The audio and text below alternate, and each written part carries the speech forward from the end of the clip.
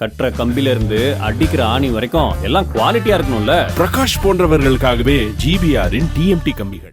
திருப்பத்தூர் மாவட்டம் அரங்கல் துருகம் பகுதியில் கோழிப்பண்ணை ஒன்றில் மின்கசிவால் ஏற்பட்ட தீ விபத்தால் 5000த்திற்கும் மேற்பட்ட கோழி குஞ்சுகள் தீயில் கருகி உயிரிழந்திருக்கின்றன. இதுகுறித்த விவரங்களோடு இணைகிறார் எம்முடைய செய்தியாளர் நாகராஜ். நாகராஜ், விபத்தானது எப்போது நடைபெற்றது? விரிவான விவரம். வணக்கம். திருப்பத்தூர் மாவட்டம் ஆம்பூர் அடுத்த அரங்கல் துருகம் பகுதியை சேர்ந்தவர் துரைமுருகன். இவர் விவசாய கோழி பண்ணையை வைத்து நடத்தி சுமார் 9 ஆண்டுகளாக தொழில் செய்து வருகிறார்.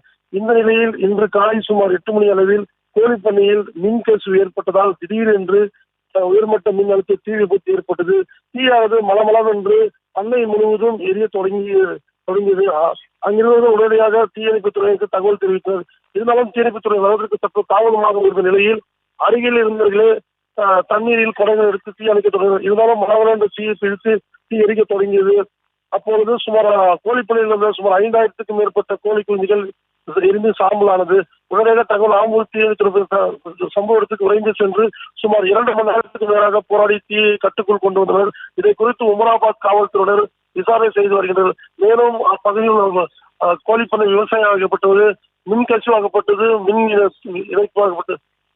அடிக்கடிக்கு இது போல திருப்பத்தூர் மாவட்டத்தில் மின்வெட்டு ஏற்பட்டு மின்கசிவு ஏற்படுவதற்கு காரணம் என்பதும் வேதனையுடன் தெரிவித்துள்ளனர். மேலும் இது கோழிப்பண்ணையில் இருந்து சுமார் 5000 கோழிகள் இருக்கு தமிழக அரசு உதவிக்கரம் நீட்ட வேண்டும் என்றும் கோரிக்கை வைத்து. விவரங்களுக்கு நன்றி நாகராஜ்.